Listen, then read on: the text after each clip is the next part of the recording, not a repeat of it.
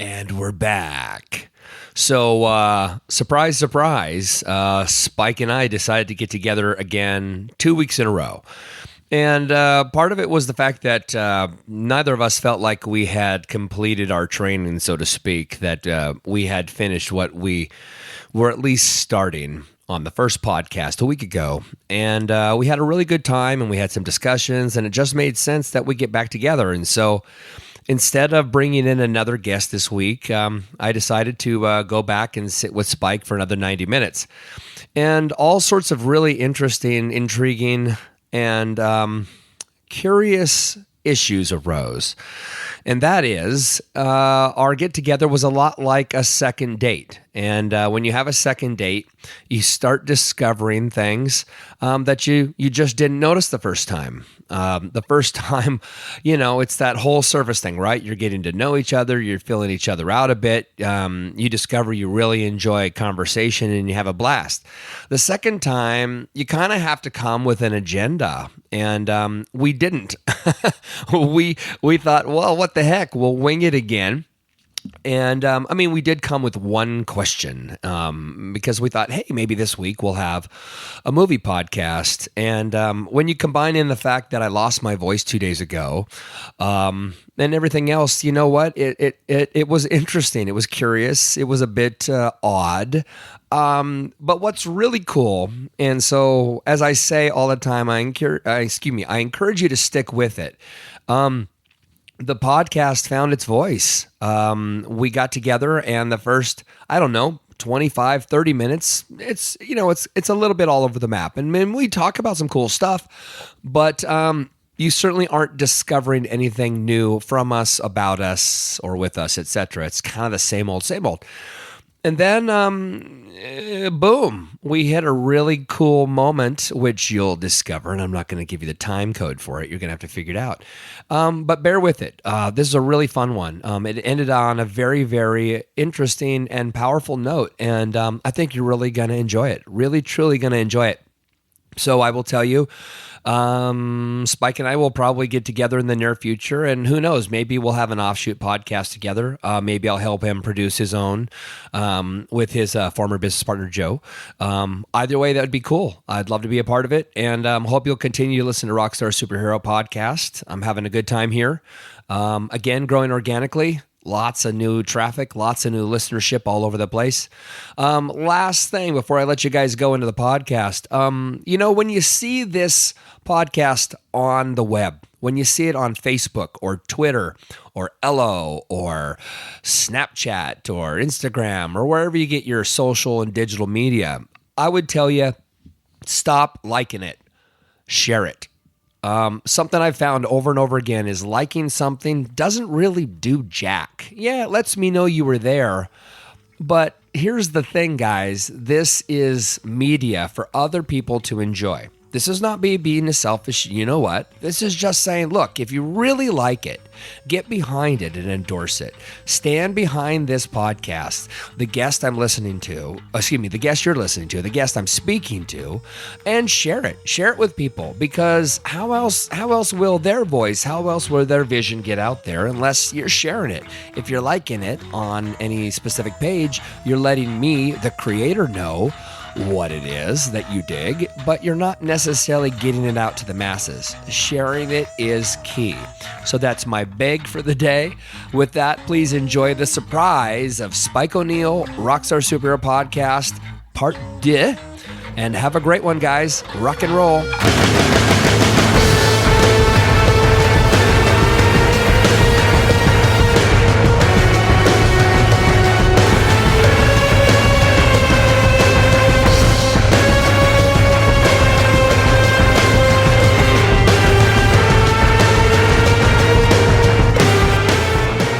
He pops open and scares people for money. With his raincoat? That's his. That's his job. That's his homeless job. Does he have a license? Do you have to get a license for that? Like you're a busker at the market, you have to have a license. Yes. I've got a flasher's license.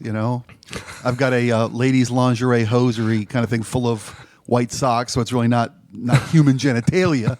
Technically not human genitalia, so you can't really lock me up. It has a G-string license. There's a, Yeah. a surrogate license Yeah. to the regular license. From the Victoria Institute. It's disgusting. VSI. Oh, cuppers. So I know people were not expecting us to get back together for a second week, so we're just gonna, Actually, they voted and we can't do this. Yes. we're going to drop this on them. It's going to Okay. be our own version of an A-bomb. You know, Okay. you loved me so much you dropped an A-bomb on Cool. me. Whatever that song is. Woo! Right? The Gap Band, baby. Is that what it is? You dropped a bomb on me. That's right. The Baby. Gap Band. I'd rather listen Playing to a the medley Ohio of their Players. hit. Yes. The Ohio Players. Was that Honey and, not Average White Band, not Cut the Cake, the Ohio Players. yeah. Wow. They were the the sort of the uber black band, if my memory serves me correct. In the 70s with the very, very aggressively cultural Okay. album covers. Basically like a woman's butt with honey running down it. Oh yeah. I remember that cover. Yeah, that was Honey. Yeah, I believe that was that was the Ohio Players. I hope that wasn't the Average White Band. But everybody No, had an Average White Band obsession with butts. Average White Band had the W was a woman's took us. Yeah, was the W took in us. the Average White Derriere. Band. Derriere. The French Derriere is version. more than one though, right? I can never keep that straight. People are going to be like, "Can I?" I'm just going to start hitting fast forward. Get to the point. Yeah. Is there a point? So Spike, let's talk about the latest news. What pisses you off this week? Oh God. Trump Yeah, pisses sure, Spike Trump, off. Well, yeah. It's Trump breaks my heart Okay. as an American. Okay. Okay, because this shite show of con that people I love have bought into breaks my heart. Yeah. It more than scares me, more than aggravates me, breaks my heart. Yeah. I love government. I love America. Yeah. You know, because I can't speak any other fucking language. So I really love America. And conversely, I must love England because they speak this language too. But, I love government. I've always been a political nut job. I've always been a political nut job. Really? Yeah, and this guy is ill-suited, ill-qualified, ill-equipped on every level. Those words don't begin to do it justice. And I know people will get shanked off so bad for me saying that. And that's what's, the art of statesmanship is dead. Yeah. It's dead. I give you that. On both sides. Yeah. Because it's gotten so polarized, you can't accept look at the Tea Party. They ran people out of government for being willing to listen, Yeah. for being willing to talk about compromise, which is at its root statesmanship. Just the idea that you're open to the idea of giving up any ground, you're out. That's like entrenchment. Yeah. Yeah, And I know both sides. I'm not on a high horse. I know my side is as guilty as the other side, but I don't think that's an honest statement. I don't think there's as guilty. They're guilty, but it's not equivalent. yeah, The two sides are not you equivalent. mentioned that last week too. It's Must like be an underlying theme. Let's talk about college movies. Trump. hang on. What kind of cake do you like? Trump. Hang on. Trump. A couple of my friends complained last week that we started to go deep and then we veered. Right. Okay. Which, Oh, that we granted, didn't is follow through. I think is what we're sexy. That makes us sexy. Well, is that we we're veer? tease. We're teasers. We're an audio tease. We're just Gonna tickle your we're just they're ear just lobe. slightly We're not tacky. going into your drum. Not quite wet. Right. Just We're not a going all the way little into your tacky. drum. We're just going to tickle the lobe a little bit and move on. But let me say something. Is I am not political at all. Okay. I mean, no. Again, people heard this last week. I certainly care about what happens to our country. I served our grand nation 7.5 years in the United States Navy. Well, thank you, by the way. You're And welcome. I wholeheartedly mean that. Yeah, I do. I really do. It really mattered to me. Mm-hmm. I mean, it really mattered to me. Now, granted, you come out of boot camp and you're definitely boot camp brainwashed, right? You Right, come right. out Well, and yeah. you're like, waha, and you're It's salute required. city. It's and- required for what you ask of these young men and women. Yeah. It's required. Yeah. That you buy in. Because Yeah. if everybody doesn't buy in, there's your weak link and you're cracking the dam and it all goes to shit. Yeah, yeah. And I joined during the Reagan era, at the end of the Reagan era, okay? Yeah, 87, right? Okay. Actually, the day I joined, I said this on another podcast, I joined the day that Oliver North was being grilled. Really? The that day. inspired you to do No. I just to do happened to better? be. I just happened to be in the airport on the day Wow. Oliver Stone. I remember the Ollie North hearings. Yeah, the Oliver North. I Yeah, remember those those. hearings, I and was in he's on there Florida at the saying, "I time, did. yeah. This is what I did. This is Right. what I didn't do." All of which turned to be complete bullshit. Yeah. Yep. You know, But I was getting ready to fly to Chicago to go to boot camp. wow. And I actually didn't know what the outcome was because you don't have TV in boot camp. Right. But I left boot camp with an absolute patriotic mindset. And granted, I went in with one, but I mean, I definitely came out with that amplified, right? Okay. They should call it boot camp. I mean, it was hardcore. Again, I never really cared about the politics. I just love the country, and I wanted to protect her, right? That's how I saw it. Okay. So I haven't, admittedly, I always vote, but I haven't admittedly, on purpose, I've stayed away from political anything. It just infuriates me. And part of it is that I'm not big into arguing. Yeah. I'm really not. And as we've gotten older and as things have changed, that argument has gotten really loud, right? And so now we're talking about extremism, right? Absolutely. And so the other day on Facebook, after listening to 5 minutes of the I'm so unpolitical I can't even think of what it's called, but the town hall that they did the other night, Right, the debate. I was so upset. Right. I just went online and said, "Congratulations, hyper-liberals and hyper-conservatives. These are our candidates, you stupid fucks." Yeah. Because that's exactly how I felt. And I'm not blaming you No. and or people who have, again, deep liberal leanings or deep conservative leanings. I just found it really infuriating that when they asked Trump a question, he started talking about ISIS. It had nothing to do with the question. Well, because he didn't know the answer to the question. Granted. And then if he had depth of knowledge of these important subjects, right, he wouldn't fall back to the 8 words he remembered from his Absolutely. 10 minutes he donated to prep. Well, yeah, the schooling of his counselor. Right. But what frustrated me so much, and again, not taking a side, is when Clinton was asked again, granted annoyingly so, about the emails. I mean, I let it up. You know what I mean? Just let it breathe, right? If she would own her shit, But exactly, it would have been over. And that's over the thing. a I just year ago. want somebody to own their shit. Well, Wouldn't that be great, Spike? Yes, but to the earlier point, you can't. Giving up anything is, you're so willing to beat the other side down. To admit any kind of mistake is a suicide note. Yeah, and it's a shame because everybody was flawed throughout history. No one's got it right. No, but it's a constant effort to people. get it better. Yeah. And I think that's gone. That's why dead. Dave was so good. That's why it was such a good movie, because the guy loved the owned movie, his stuff. Dave. We're supposed to talk about movies. I this know, we're week. going to talk about movies. Okay, I'm going to make the Trump movie. I'm going to have Jabba the Hutt play Trump. He'll have to lose some weight. Not much. Okay. Dave was a great movie because it was a guy who, like you, loved this country. Yeah. And it wasn't so much that he loved government and he loved. I mean, the guy was in a jobs office. He was help people find work. That's loving the country. That's doing something beyond yourself to help the guy across the street you don't know shit to, but you do something for him because the rising tide lifts all boats. Yeah. And we should all be, if we were all a little better off, we'd all be a little better off. Yeah. I mean, that might sound stupid coming out. It sounded pretty smart in my head when I thought about it. But I mean, that's what made that movie so great. It was just a guy that's like, I'm not buying into your horse shit show. If we did it this way, wouldn't it be easier and wouldn't it work? Yeah. But that the underlying theme of that movie is those guys can't get by. I mean, how's your hopey changey thing working out? Okay, well, if you don't sabotage Obama's every move from the day he gets in the office, and it's not because he's black, that just made it easy. Right. It's escape. It just made it easy. Yeah. They wanted to just derail everything Obama tried to do, excuse me, because they wanted to be back in power. Yeah. Republicans wanted to be back in power, so if you make a Democrat not successful, it's easier for you to get back in power. Sure. I mean, it's a 12-year. You can exaggerate the claims. Right. A 12-year cycle is hard to pull off in our political system. Yeah. Getting a two-term president's party, voted in office for a third term is almost, I think it's like 3 times it's happened. Yeah.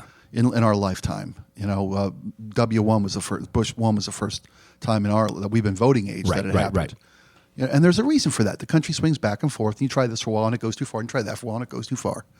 But if anybody but the Donald was running against Hillary Clinton, it'd been over months ago. Correct. And I don't think she's as flawed as portrayed. I think she's an idiot for not owning her shit. Yeah. But she's actually got quite a body of work behind her.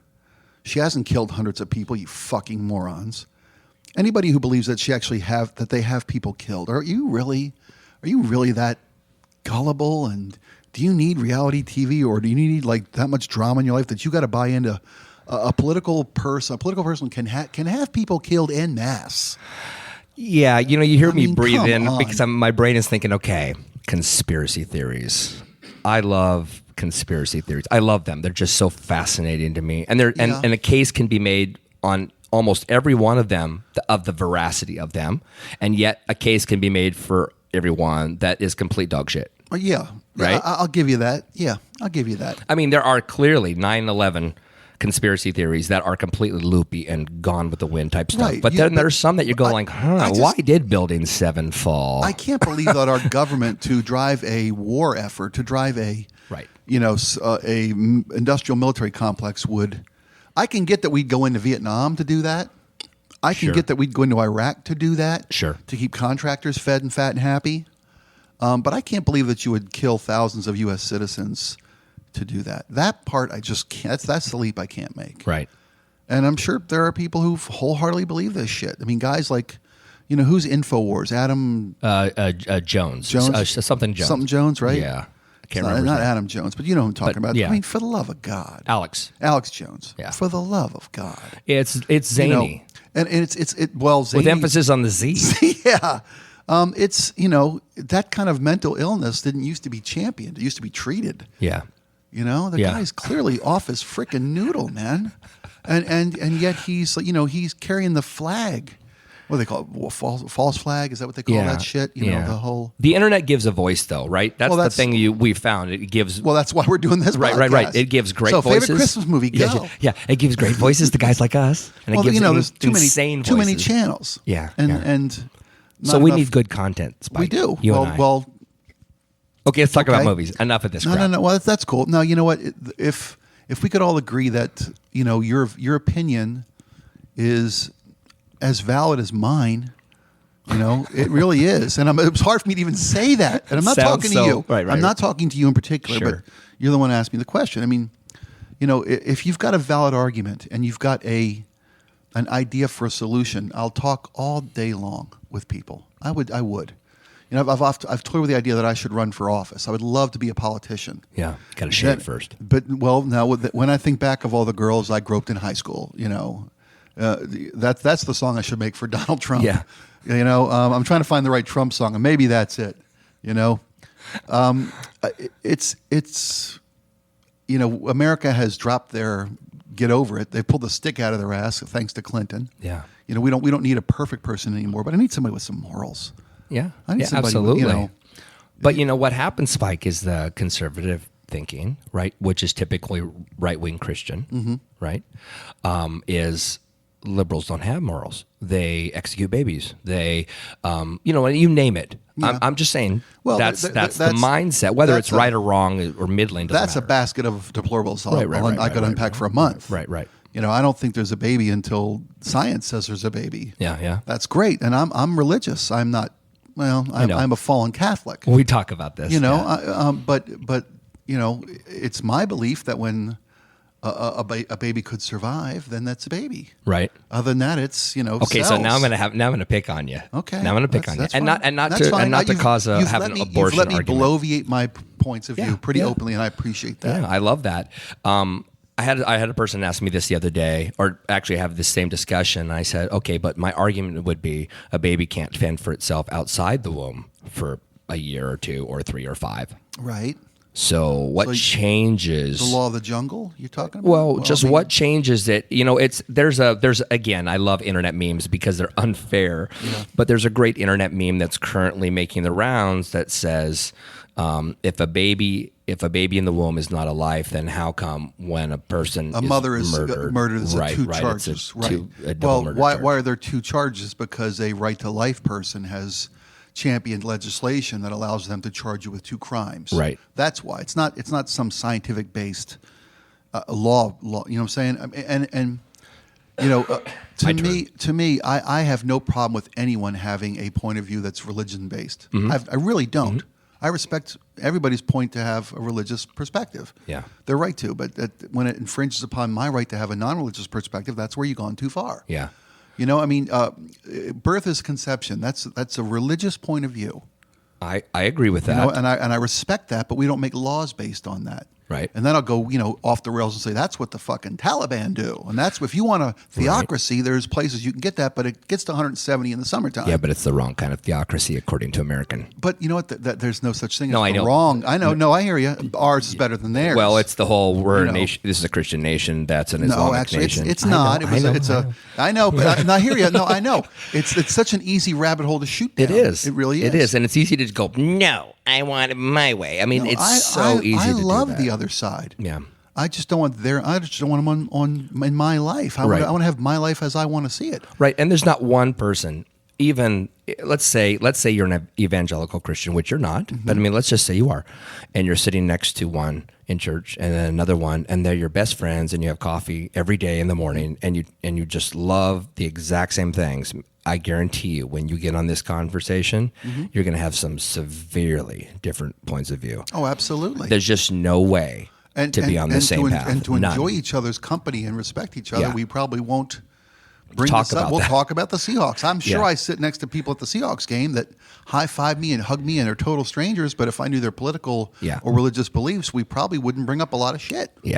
And that's cool. I'm not telling them they can't have that point of view. Yeah. Yeah. So don't tell me I can't have mine. Yeah. That's where I get fuzzy for me. Yeah. You know? Well, I would someday, not today. I would love to have a deeper dive conversation on this, actually, because I have some thoughts, and they're just thoughts, and they're not. I've never been a convincer. I used to think I was the guy that would try to get people to, follow me or to get on my side. But the fact is I just want what I really want, Spike.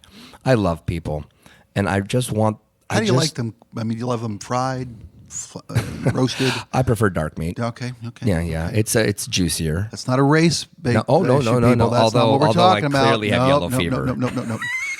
Do you really? Good for you.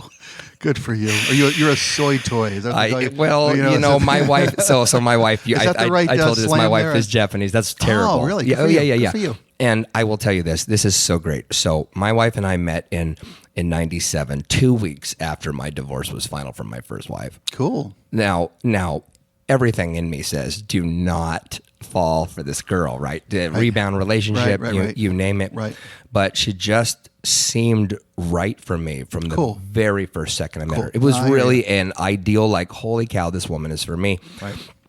And she was here on an exchange program, so she's almost 10 years younger than me, which is awesome. And she was going back to Japan in the early part of 1998.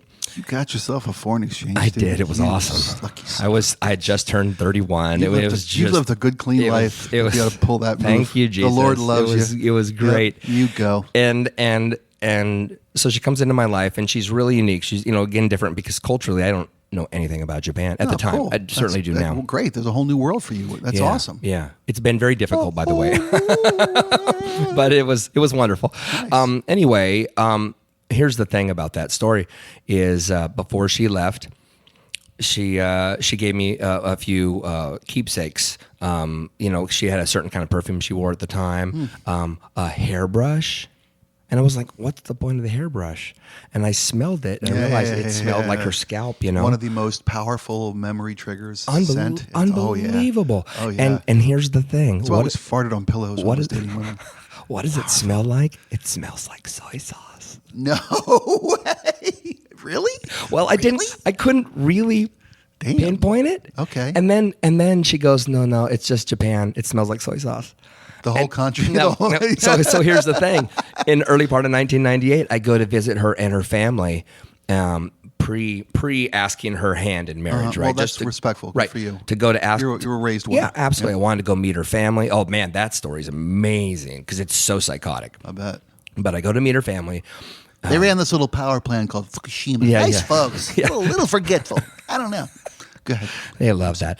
Yeah, bet they're happy for you. They are very happy. Apologies. But I went to their house. But anyway, when I got off the plane, I walked through customs and I went, oh my God, it does. It smells like soy sauce. It's just I don't know if it's takoyaki. I don't know what it is, but the country smells like fried seafood and Well, soy they're all on sauce. top of each other. There's no room anywhere. No. So, there's no wide open spaces for a breeze to carry that shit away. It's amazing. Wow. It's amazing. So if you love that smell, which I do, and Grant, I fell in love with the woman because maybe Right. not because of the smell, but it was part of her.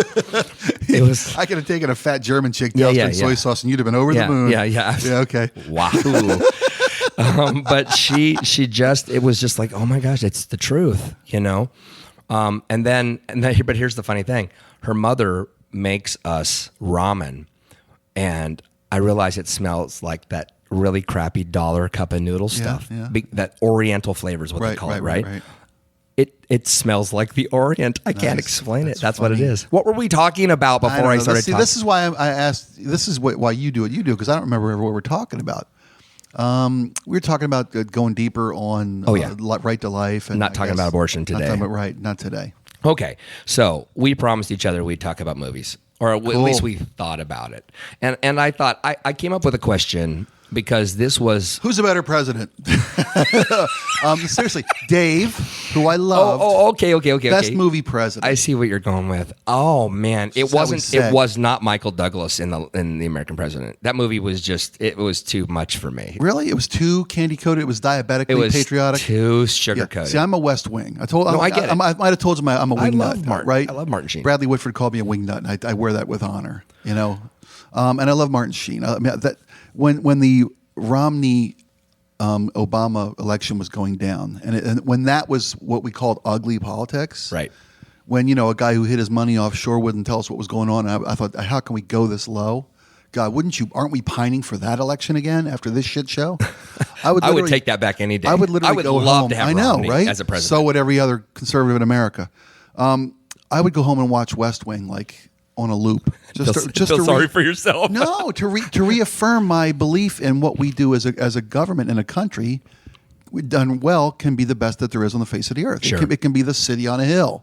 Yeah. That. I mean, I'm sure it's liberal poison and it's candy coated, rainbow farts and Still well done. popsicle flavored penises for the ladies, whatever. Yeah, but it's really well written. Aaron Sorkin is a great writer, and maybe he's idealistic and liberal to the point of sickening. But No, he's great. Actually, he is great. Did you? I can't remember the TV show. I Newsroom. watched that one episode. I watched that first episode. Yeah, and was just blown up. What they call it the best 3 minutes of television. It is the best genius. 3 minutes of television. If you haven't seen that, just YouTube the best 3 minutes of television. It's I never remember his truth. name. Bill Pullman, is that who it was? No, it's who was Jeff that? Jeff Bridges. Jeff Bridges. Thank no, you. not Jeff Bridges. Yes. Jeff Daniels. Jeff Daniels. Yeah. I'm always first with the wrong answer. Yeah. And the right answer always comes in second for me. Nice. Right answers get a silver medal. So I'm in gonna my start world. editing. Yeah. No. Don't never edit. Never edit. Just own your mistakes. Yeah. To Hillary Clinton's point. Yeah. Own your mistakes. Yeah.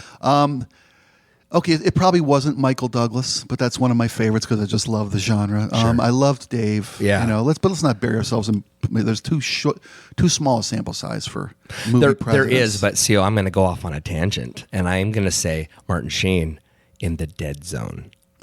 Ooh, when he held up the baby. Ugh. And he says, "The birds are flying, gentlemen. Yes. The birds The are misses flying. are flying. Hallelujah. Oh yeah, hallelujah. Misses are flying. Hallelujah. Yeah. God, that was a freaky movie, Such a right? good movie. I love Christopher Walken. Oh, Walken's genius, man. Just genius. He's good even in crappy movies. I love to watch him dance. What was it? What was the Balls of Fury where he played like the ping pong god? He was in a shit show of a movie. He was great. Yeah. He was great. Yeah. We talked about this a little bit last week, I think, about what movie could you always watch no matter when you fall into it, right? Yeah. Then we got on Shawshank, right? We got on that one. Yeah. There's a bunch. Okay, so I actually wrote down a question. So I actually have a question. Okay. What was the first R-rated movie you saw, and how did it affect you? Crazy Mama. That was If you could 72, pull this one out, 73. if you could pull this one out, I'd be genuinely impressed. Well, it's one of the Grindhouse films from the mid 70s. Okay. Correct. It's not Dirty Larry and Crazy Dirty Mary and Crazy Larry. No, that was Peter Fonda. Right. Crazy Mama. Is it a blaxploitation film? No. I think I've got the title right. It's Shelley Winters as Ma Barker. Oh, I haven't seen that. And Don Stroud is in Shelley that. Winters. And a very, very, very young Robert De Niro plays one of her crazy ass sons. Oh, so that's it's a that's gangster. a '60s movie then. Well, That's not it might have been 71. I thought you were right there on the wheelhouse. It might have been early 70s. I mean, I went to see Dillinger with Warren Oates in a drive-in because my uncle used to babysit us. Okay, my parents had 2 kids, my brother and I. My parents divorced. My mom, and they each remarried. My dad remarried and had a son, but then passed away at a very early age. My mom remarried a gentleman, had 2 more kids. We were a family of 4 kids. But my older brother and I, my mom and dad had us, and then they divorced when I was like 3 or 4, somewhere in that ballpark. And my mom had younger brothers and sisters who were our babysitters. So I literally would drive around the back of cars in the early 70s with my teenage aunts and uncles as they were babysitting, getting secondhand pot smoke and learning what the Moody Blues and Alice Cooper and that kind of shit were, seriously. And he would. I remember being taken to a drive-in because my uncle had a date. But Did he hide you in the trunk? No, we watched it from the back seat, man. Okay. We were like date bait, I guess. We were cute little cute little towhead boys, And he was that's so sweet. You're watching your nephews for your sister. Right. Blah, blah, blah, blah. It's like taking a dog to the library. Yes. So I guess one of those drive-in movie gangster movies would have been the first R-rated movie I ever saw. First one I ever saw on my own might have been, you mean without being dragged along as date bait? One that influenced you. I mean, maybe the first one that influenced you, Spike. I mean, go for it. Okay, that's a better question. What was the first movie that ever influenced you? Because the first R-rated movie I ever saw is my biggest influence of all time. The Exorcist? No, Apocalypse Now. Oh, wow. I didn't catch into that until it was long out of the theaters. Yeah, my mom wanted to teach me a lesson. I swear this is the truth. About that I didn't want to see R-rated don't movies. Try to start your own country in the middle of a jungle. Well, that too. It's how not to be a megalomaniac. Right, man. No, she wanted to teach me a lesson because she thought she wasn't happy with the fact that my tastes were veering, as our last conversation, towards the dark side. She wanted to burn your hand. She wanted to make you smoke a whole pack of cigarettes. Right, and so she said, sitting. "I'm going to sit down with you, and I'm going to watch this movie together." Did you go to a theater or did you watch it at home? We actually watched on HBO. Okay. So certainly I didn't get the theatrical experience. Right. But it was just like, oh my God, it was amazing. It was artistic. I love this. It was. I did. I was just like, this is the. It's over. You're smoking. Yeah. And then the scene at the end. When I never seen the ending. What happens? You really? No, I'm fucking with you. Oh my God. Well, no, I mean, but there's a scene. There's a scene near the end when he drops the head. Oh yeah. Into, and my mom was just like, not even that. Okay, so shocked when Hopper's head falls into his lap. Shocked about that scene. Yeah, here's your ticket out. Yeah, that ain't gonna work. I remember she was sitting with my dad was asleep over in the. It's a long story why we're all in this sort of one room apartment at the time, but he's asleep. She's sitting on the edge of the bed. I'm sitting right next to the TV. Okay. And I turn to look at my mom and I go, whoa. And she goes, this is disgusting. And she lays her head back and she goes to bed. And I was just sitting there just like, this is the greatest thing in the world, For man. you folks at home, I think he's playing with his card keys with his right hand. I'm not sure what he's doing with his right hand, but it seems to be pleasurable. It was okay, so amazing. I can answer your question now. Given time to reflect. And all my stories get rewound for 5 minutes. So when you ask me a question, I'll have to give 5 minutes of setup. That's fine. We're good. I mentioned that my folks divorced early and they both remarried. When my mom and stepdad, who is my dad, I love him to death.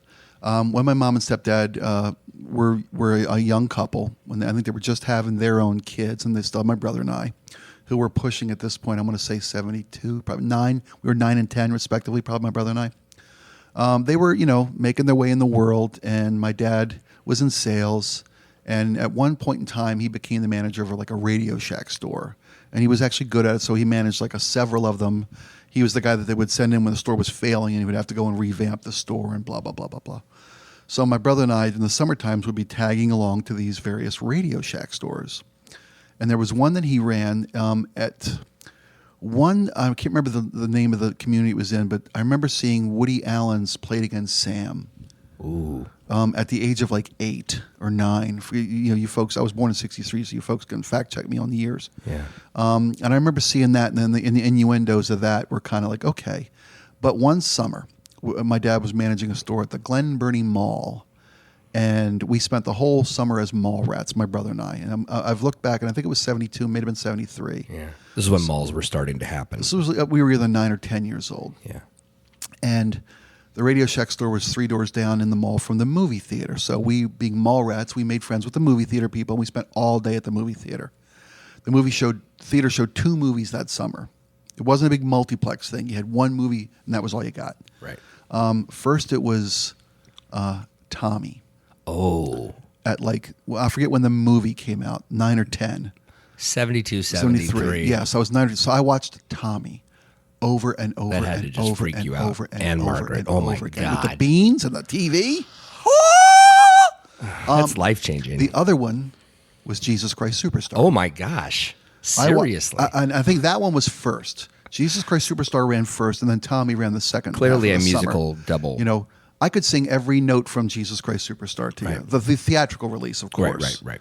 You know, I mean, I love that shit. Yeah. I mean, that movie was, and that's great stuff. Yeah, it Andrew is. Lloyd Webber, that's great stuff. Yeah. You know, so and I think those are both R-rated movies.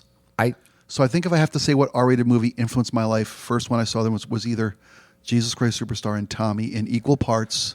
That when I was 10 years old, let me know that music was going to be my vehicle to express myself and relate to shit and salve myself and motivate myself and you know, everything was music. That's really interesting. You know, it's funny because I am a musician, former professional musician, did a lot of that stuff, and yet the one kind of movie I hate are musicals. I hate them. I hate Grease. I hate that movie. I hate Grease. I hate it. I hate Grease too. I hate Saturday Night Fever. I love Saturday Night Fever. Hate it. I can't relate. I was too young. I couldn't relate. Disco. I love disco. No, I love disco. I hated the movie. I hated the story. I hated the characters. You're the same age as me. Are you a couple I was years born younger? in '66. Okay, so, you're 3 I was years younger. just That's I cool. was 11. Yeah, I was like wheelhouse. For And my Saturday mom and Night dad Fever. took me to the PG version. Okay. You know what I mean? And they were freaked out that John Travolta was still humping the girl in the back seat. Right. They were still, yeah.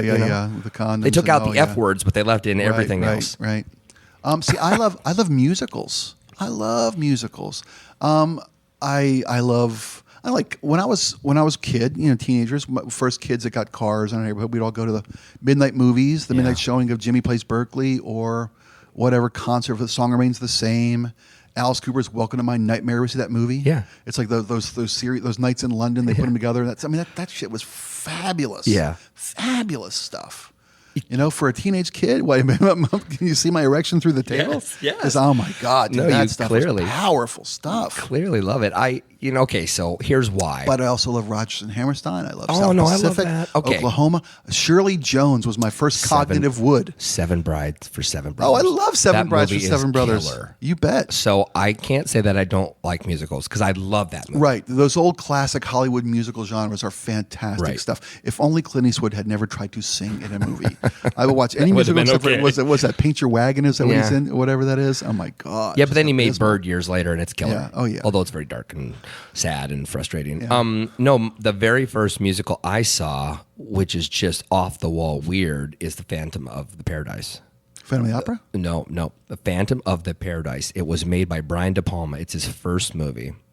And I don't think I've ever seen Oh this. God, it's so weird. Paul Williams of all people is in it. I love playing a Paul record. Williams. I want to say he's basically playing Faust, the evil record producer. Wow. So it's a caricature / takeoff of the whole Faustian Right. story, but done as through a modern rock opera. So it's Record like producer, Tommy okay. meets Phantom of the Opera. Okay. It's totally Cool. weird.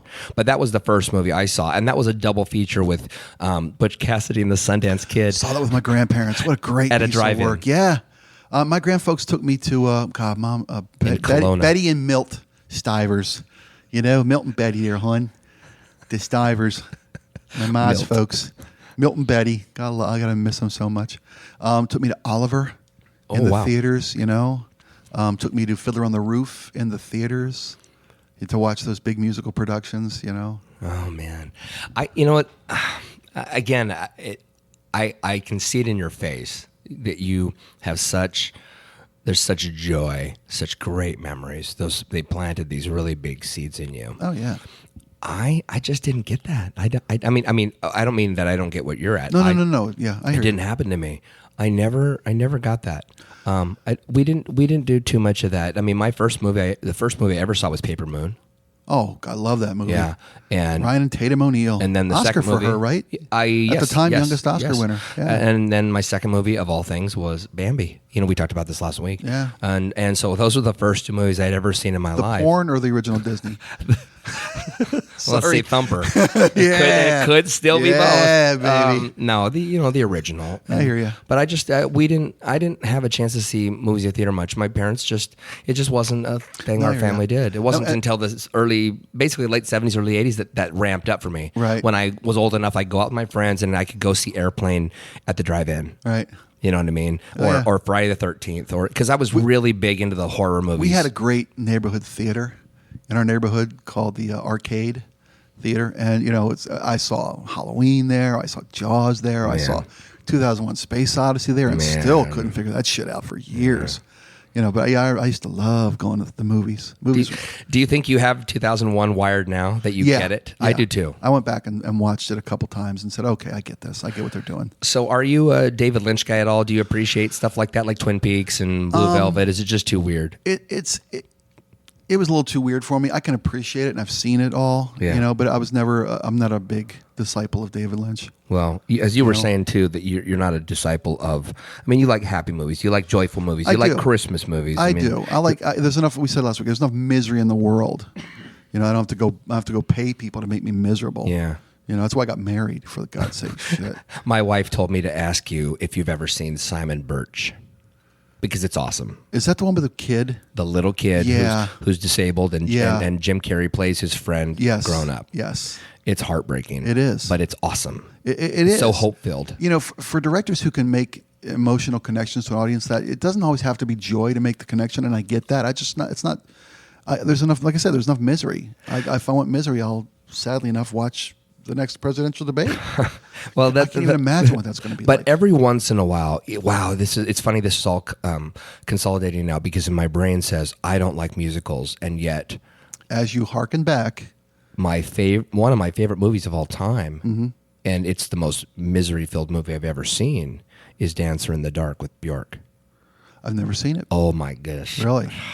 If you want to see a movie that just makes you feel terrible, Why would I no, that? because it's so well done, Good it's for so you. well acted, but it's just relentless, and it gets worse and worse and worse and worse. I could say worse for 500,000 times. Kind of like Vacation without the ride at the end, and then it ends on the worst thing possible. Oh no! And then it just stops. What the fuck? I know, I but I got goosebumps just talking about it. Well, that's good. See, that's great movie making. Because it's so, it's so relentless. I whether you like that guy or not, the fact that movie just dares you to stick with it and it take you down into the pit and it just leaves you there. Wow.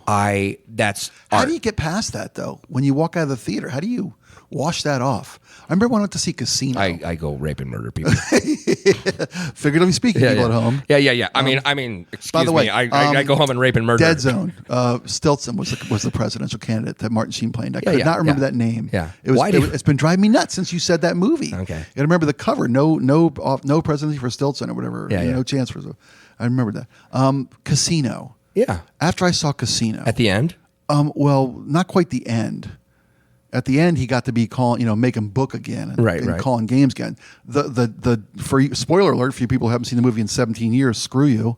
The baseball bats in the desert. That's what I'm talking about. I could have lived my entire fucking life without seeing anything like that ever. Well, I'm not saying I don't. No, revel I in get that. you. I get it. I just, oh my God, I watched that. I'm like, holy. I went home. It was a KISW movie premiere, if I remember correctly. We used to host these big movie premieres. We'd have people come in and opening nights and win tickets. Back when radio invested in their audience. Right. Harken back to the glory days Back of when yesteryear. people cared. I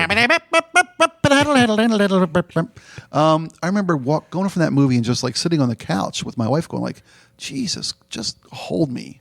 Seriously, just sit here with me for a few minutes and remind me that the world's a good place. You're a pussy. I'm a total pussy. I'll give you that. I'll totally give you that.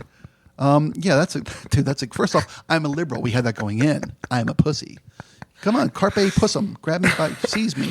grab Seize me be more- by myself. Yeah, grab me by myself. I don't know. You know, I mean, okay. It was just fucking nasty to think that people are. Of course, people are capable. It's of just that truth. shit. It's just I terrible guess truth. it is. I don't want to know a world where people are capable of that shit. Yeah. I don't want to know a world where snuff films. Like really fucking I saw happen. 8mm with Oh my Nicolas Cage. God, I know, right? I'm And like, oh and my that was God. that was one of the few movies I watched. And I mean, I can appreciate it. I've never been I like Nicolas Cage because he's so out there. Yeah.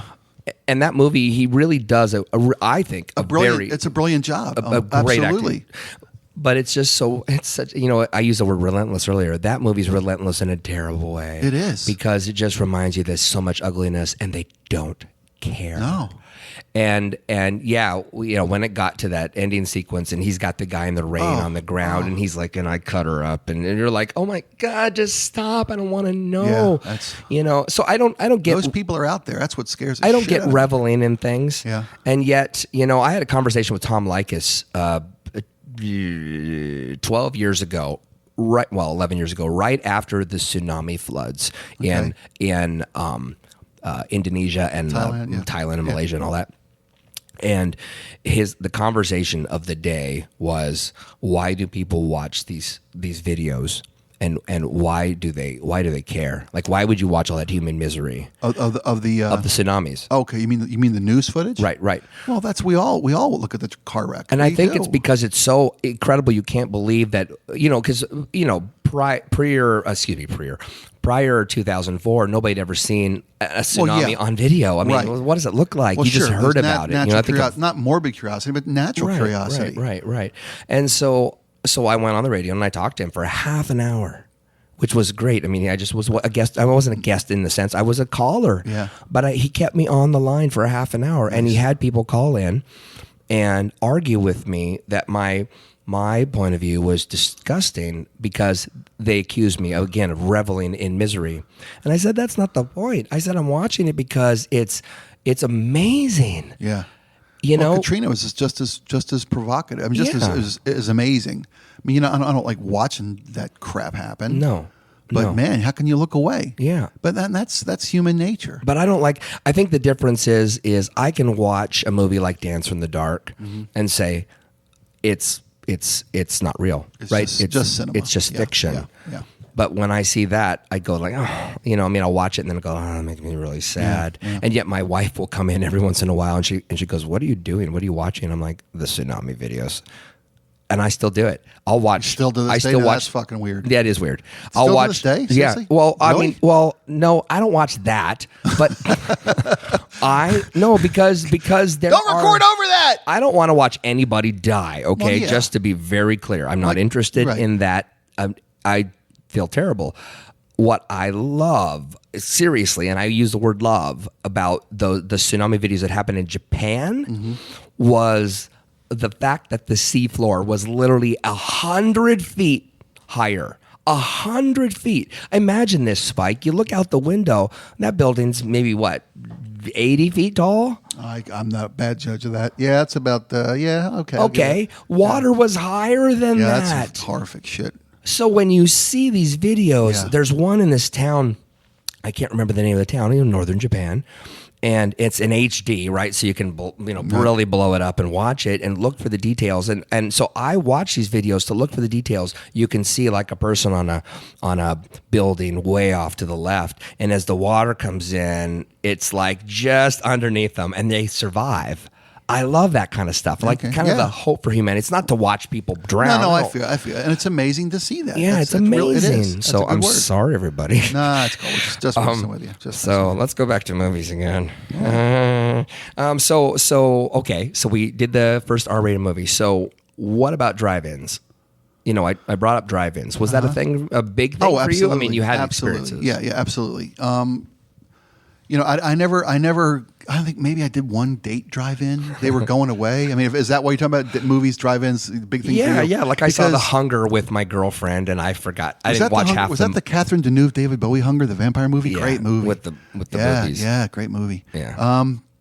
I might have gone to one or two drive-ins with a date, but the girl I was dating in high school, her parents would never let me take her. They knew what I was up to. They knew full well what my intentions were. what you were up to. Yeah, you betcha. Drive-in movies were just a excuse to get a girl alone in a space. Sure, because And they worked fog for her window. parents. Yeah, you bet. That's right. And they knew. The old man knew what I was up to. He was a young man himself one day. Yeah, my drive-in experiences were with friends, and like I said, with. I remember going with my folks to the drive-in, in their car, and watching movies that way, and hanging that stupid ass speaker on the window, and going for food and bringing it back and swamping in the car. It was great. Those were great memories. Eating the glue pizza. Do you remember that? The glue pizza. Well, it's just any pizza you buy. Yeah, it's just a crap. It was sandwich. just glue. Yeah. It was actually, I mean, it used to be a really popular thing common thing that when you had a pizza at a drive-in, it was just, basically, I don't know, a piece of bread and glue and lumps of various meats on top. Oh, yeah. Minstrel toast. Yeah. It was horrible. Yeah, for us, it was dogs, that kind of popcorn crap, okay, that kind of stuff, Okay. I don't remember getting a pizza at a movie, but that's just, we went to a low rent movie, I guess. Didn't have a wide variety of snack options for us. So seasonal stuff. You mentioned Christmas movies. Yeah. It's a Wonderful Life. My wife will not let me dig out the Christmas movies until the day after Thanksgiving. I mean, shit's on lockdown. It's the way it yeah, should I know, be. but I'd be watching them now. I could literally. I was flipping through the channels the other day, and there was a Christmas movie on TV. Yeah. Some remote channel trying to fill time somewhere because there's too many freaking channels. Some Christmas movie was on. I forget which even one it was. It wasn't a main genre one, but I've got 2 daughters. My little one's going to be 13 soon, and those days are pretty much in the rearview mirror. Yeah. So I mean, I love Christmas. I do, man. I love digging out. I could watch Frosty the Snowman and Rudolph the Red-Nosed Reindeer and all that shit over and over and over again. Do you still feel when you watch those? Do you instantly transport Absolutely. to 1968? Absolutely, And you're 5? you bet. I can remember waiting for that shit to come on once a year on broadcast television. Yeah. And you did not miss that. You did not. It was I'm cute. Appointment viewing, dude. Big time. Those and Charlie Brown. Yep. All the Charlie Browns, and all of them, right? Oh, yeah. I mean, Charlie Brown Christmas, Charlie Brown Thanksgiving. I was already in. The And it's Great funny you Pumpkin, mentioned Charlie that. I was Brown. already in my head. I was already doing the Charlie Brown. It's Kwanzaa, Charlie Brown. Franklin's in every scene. Yeah. The hell. Franklin or Pigpen. Sorry. Ow, dude. Ow. That's funny. It's an African Christmas, I know, right? Charlie Brown. It's a happy Kwanzaa, Charlie Brown. Oh, my God. Rob, you are a racist. Wow, that was pig. really bad. I'm sorry. We mean it with humor and jest, people. Yes. We don't hate. So We don't much hate for that here. radio It's gig. safe. Yeah, right. What radio gig? You got one? Yeah, Radio gig? no. No. Yeah, it's The funny. dream. My wife and I, we go back and forth. I may have mentioned this to you last week. I'm a It's a Wonderful Life guy. She's a Christmas Story girl. And I'm neither. There's a constant war in our house to which one's in the DVD player. Oh, really? Yeah, because it can be. I could watch It's a Wonderful Life on a loop from Thanksgiving when the parade's over. It's a Wonderful Life comes on, Right. and I'll keep that shit up till New Year's Eve. That's awesome. I love that movie. Yeah. I mean, that movie and it's funny to the, to my West Wing confessions. It really does put faith back into me about people. Really does. Rightfully so too. It's a wonderful movie. And the whole Ralphie and the BB gun. If you can't get into Ralphie, you ain't no friend of mine. Yeah. Yeah. That's great. I love Miracle on 34th Street. The first one. The first Not one. the shit show. No, Yeah. not the second Who one. was it? Who was that guy? Richard Attenborough was in Attenborough that. was Santa, and the little girl, what's her bucket? She was cute. Yeah. From Mrs. Doubtfire. Yeah, from whatever her Doubtfire, name is. Yes. Little Lisper. Yeah. She was But a Matilda. The first one is great. Maureen O'Hara. Oh my God, you kidding me? Natalie Wood. It's a fantastic movie. Just It's so fantastic good. movie. Yeah, it actually makes you whole. It really is. It's some great shit. Yeah. Drunk ass Santa. Could you do that today? Drunk ass Santa getting booted off the float. I need a Santa. Step in, sir. I got my own suit. You get Okay, bad let's go. Santa that way. You get Billy Bob Bad Thornton. Santa's an awesome It is. movie. It's terrible. You ain't gonna shit right Yeah, for no, a week. that's exactly the very first line I went That's, to. of course. I wanted to let That should have you been on say the it. posters. I wanted to let Should you have been on say every it. movie poster, man. Nobody can say I Oh my said God, it. that was great. There's a few really great Christmas. National Lampoon. Die Hard. Christmas. Great movie. Die Hard's a Christmas movie, man. Die Hard's a great Christmas movie. It really is. It really is a great Christmas movie. Yeah, the National Lampoon movie, clearly. Nakatomi Tower, what's it called? The Nakatomi. Nakatomi Tower, yeah. You're just going to have to kill me. Yeah. Boo. Hey, sorry, Hans. Yeah. No. Love it, man. Love it. Oh, man. That stuff makes me happy. But that era, the late 80s when movies were... Okay, so the early 80s sucked. There was a few exceptions. You know, you had your Risky Businesses. Right. And then you had, the Molly Ringwald years. The John Hughes. Stuff. Right. And then all of a sudden in the mid-80s, it just went to hell. And then Lethal Weapon saved it. Everything went to hell, yeah. To me, Lethal Weapon saved it. And Beverly Hills Cop. Yeah. Right? Yeah. Murphy was brilliant. Yeah. The first one. Yeah. Well, yeah. Well, the second one's just the same movie and over again. Yeah. How are you on remakes and sequels? I don't want to hate that shit, and maybe it's easy to hate on that shit, but I hate remakes. Remake Point Break, why? Okay. Yeah. I get now extreme sports. Well, they could do so much more than just surf and parachute or whatever. You should never remake what's clearly thought of as a classic. That should be rule number one. Well, but it never is anymore. But two, if you're going to take the character in a radically different direction, fine, but then don't call it the same title. For example, you had your Batman movies in the late 80s, right? Mm-hmm. And then all of a sudden you rebooted it with the current crop in 2005 with Batman Begins. Right. And not 2005, but Batman Begins and then The Dark Knight. Right. And Bale's are killer great movies. movies. Those are killer movies. Yeah. So those are times when I can say, okay, I get it. They're not remakes. They are just sort of reimaginings of the character in general. I get that. Those are okay for me. Outside of that, it's pretty much blasphemy. Yeah, it's just a money grab. It is. I mean, Arnold Schwarzenegger as a villain, ideas. Danny DeVito as a villain. Speaking of Batman, Batman's such a great character. Why wouldn't you make a great Batman movie? I get that, but just to keep beating the horse, over and over and over and over and over and over and over again. So, what do you consider that beating the horse? Name something that you're talking about. The Batman movies. I'm getting there with Avenger movies. Okay. I love that stuff, but come on, how many times I got the Bourne grocery list, whatever. I mean, Jesus Christ, Jason Bourne just to kill everybody in the store because it's one loaf of bread left and there's a tsunami coming, whatever, I mean, please give me a break. There's just have an original fucking idea once in a while, people. Well, there are a lot of original ideas. There are, and the problem is I don't know why nobody will pay for them. So the best stuff is seen in independent cinema. Okay, I think. Have you seen Take Shelter? I don't get enough. I don't have time to go see good movies until it comes. I don't go to a theater unless it's my kid. Yeah, I'll see every stupid animated thing coming. I can't wait for the Disney Polynesian Princess coming out this Thanksgiving. I know we're going to see that. Right. Well, what's that called? I don't know. Manoa or Maui or something. Maui. I don't know. Maui. No, but I don't know. And Disney's the getting superhero shit that smokes ganja. Disney's getting shit because there's a Halloween costume now. Moana, I think it's called. There's a shit because there's a Halloween costume at Target with a kid who's got a puffy, muscular shirt and full sleeve tats in his Halloween and a grass skirt and a wig.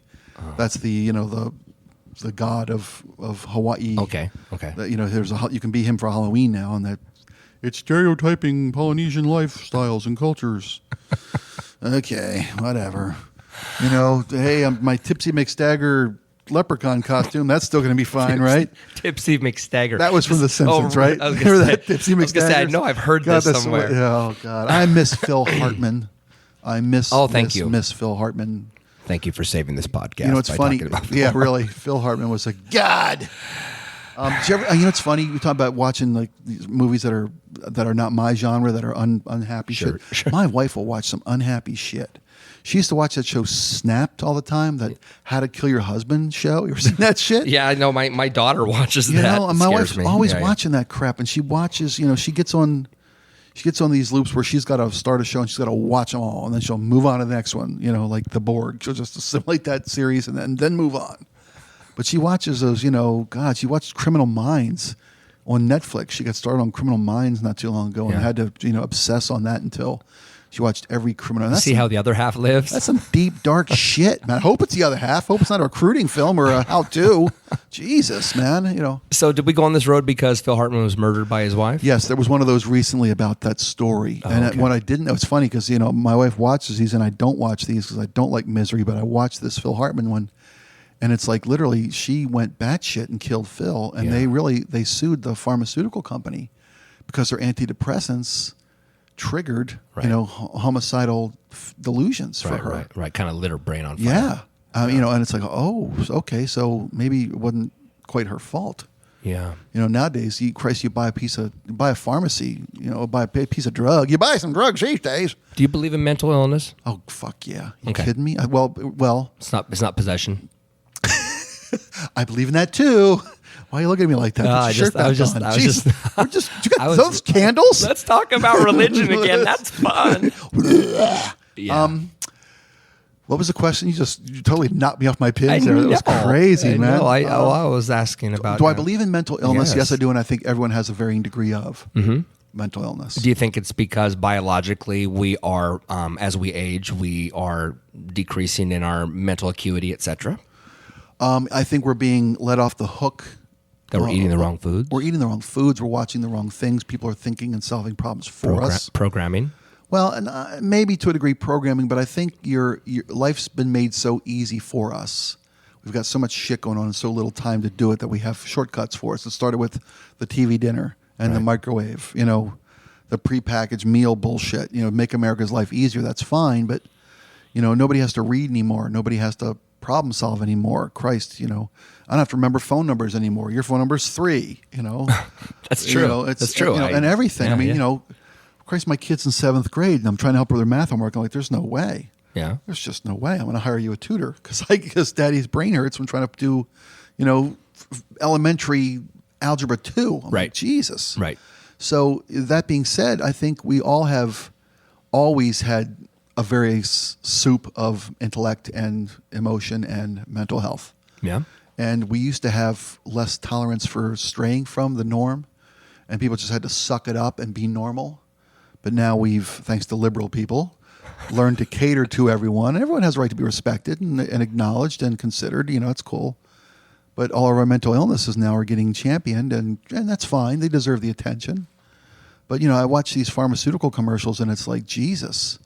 You know, I've got restless legs, so I'll take this pill. My leg won't shake, but now I've got anal bleeding and my teeth are falling out, flatulence, my teeth are, my tongue is swollen. You're talking about Olestra. Whatever, all of it. Yeah, Every pill has a 60-second commercial, has 40 seconds of side effects. Well, all in all, at the end of the day, I'll take the fucking heart palpitation instead. Yeah, I'd rather have jumpy leg syndrome than all that list of just absolute shit. Okay, so if I give you cancer tomorrow, do you have chemo? I've had cancer twice. I did not know this. That's okay. No, it's okay. Clearly, I don't listen to the radio show. No, it's okay. And we did that one on the air too. Really? You know, we played "What's This Mole?" No, I'm kidding. No, but seriously, I had testicular cancer. Oh my gosh! In 2003, I was diagnosed for my 40th birthday. My wife made me get a physical. Merry Christmas. My wife made me get a physical, and they found a tumor super duper early. I had a diagnosis on a Monday. I had surgery on a Thursday. We conceived our youngest daughter on that Tuesday. I know because for 12 weeks after that, nothing happened. Wow. And this kid's just me with a clean shave. There's no way this kid's anybody but me. Yeah. So that's how we got Darby. Wow. You know, and when Melissa figured out she was pregnant, I was getting radiation treatments, and they got it so early, knock wood, that I never had to go chemo. I just did radiation. Yeah. I was getting radiation sickness. Melissa was getting morning sickness, and she's like, "I think we're pregnant." You know, and we were. You know, so that wasn't intentional in the sense of we got to have a baby before I lose. To the back, as I said, all my stories have to roll back 10 minutes. We'd had a daughter, and loved her, and we tried to have a second and couldn't. Right. And we did all the tests, figured out that I was the problem. Had to go do the monthly. Here's your cup. Here's your magazine. Here's your sample, and and month after month after month after month, it wouldn't work. And I apologize for my wife for me sharing this, but I'm not going to stop. And we decided that, it just wasn't meant to be. Because when you try on a monthly basis artificially, it's a heartbreaking fucker every month. Yeah. When it doesn't work, it's another fucking kick in the stomach for her. Yeah. And we decided, it wasn't meant to be. We've got one girl. She's beautiful. We love her. We're going to be empty nesters. We'll buy Harleys, blah, blah, blah, blah, blah, blah. And we did all that. And then for my 40th birthday, I was diagnosed with cancer, and we got pregnant. And we had Darby. And she's going to be 13 now, and I've been clear ever since that first thing. I'm so glad I had a little bout of skin cancer once, a few years after that, where they had to take they took a mole, and they felt, okay, that doesn't look good, let's take some more. And ended up taking like a lemon wedge out of my back and sewing up just to be safe. And that's been fine too. Not good. I've lost loved ones to cancer in my family, friends, and loved ones. And I'm a firm believer in medical marijuana and cannabis oil. I agree in that. There's a really dear friend of mine right now has been diagnosed with cancer. And, what are they going to do? It's pervasive. It's, advanced. And, they want to nuke the guy. And I love him. And it's like, what? Just please talk to somebody who knows what the fuck they're talking about with cannabis oil. I can connect you to somebody. Okay, cool. That will help you. Cool, because I really want to pass that information along to my friend. Yeah. Chemo is all they knew. I mean, what the hell? We've advanced. Shit. I mean, it's funny. Not to get political again, but the combustible engine and fossil fuels, dude. There was a day when what I'm holding in my hand, my phone here. I mean, they went to the moon with less technology than what I'm holding in my hand right now. And we can't come up with a better fucking way to move cars down the road than fossil fuel. Yeah. Seriously, Lobbyists. Seriously, It's just people? lobbyists, man. It is, and it's criminal. Well, I love this story. Okay, because the story where I get cancer. The cancer You story. are a sick. No, I love it. So did they remove it? Yeah. The whole thing? Oh yeah. As in the whole thing? Did they give you a fake? No, I never went for a nudicle. I want a fake. No, you don't. Oh, I Why, totally do. really? Because I want to dare people to kick me in the balls. I imagine it would still hurt. Well, I have no, one. yeah, but a different It's kind of funny. hurt. I still have one. Okay. They took one, left one. The body's a redundant. That's how they sold me on the idea Yeah. that the body has numerous redundancies. Yeah. You could see with one eye. You could hear with one ear. You could breathe with one lung. One kidney, et cetera. Right. There's numerous. One heart, Right. As opposed to the 6 you have there, 8 boy or whatever. Yeah. So I never wanted to, get a replacement. I didn't feel the need. I didn't feel I would be made whole Yeah, with I a don't give a second crap egg about that hanging stuff. there. I didn't know. No. So Wow. Can I tell you a little my vasectomy story? sure. Oh, this is good. This is actually really good. So I have 3 older children, and so they're in their mid to late 20s. And then in 97, I went through divorce. And so when I met my wife-to-be, I told her, we're not going to have any kids. Right. Just so you know. I mean, I'm just calling it right now where we stand. Not starting over. Not starting over. You're going to have to fall in love with my kids. Okay. And she did, and it was great. And we were together for quite a long time. And then my son had his daughter in 2009. Okay. Excuse me. And I thought, oh, this is wonderful. My granddaughter is now going to be the satiator. Yeah. Right? My Yeah. grandma can go grab her and hold bet. her and feel like she's got her own little baby. Right. Well, all it did was lit a Light her giant fire in her uterus. I want a baby. Give me a baby now. So about a year later, she and I were in Niagara Falls. Actually, no, that's summer. What am I saying? And I kind of made this joke that we should try to have kids. It's a perfect place to try, and maybe we'll conceive. And nothing happened. No, we didn't. Okay. And then came home, and then later that year we actually got pregnant. Yeah, and it was amazing. And I remember thinking when she told me. She actually woke me up. It was literally like a tap on the shoulder. And I woke up. I was rubbing my eyes. I'm looking up, and there is a strip thing about 1 inch away from my nose with the plus on it. Okay. And I'm like, oh, my God, this is terrible. I said that. I mean, I didn't say it out loud, but in my brain, I was like, oh, my God, this is terrible. I don't actually want to have kids. I don't really want this. Right.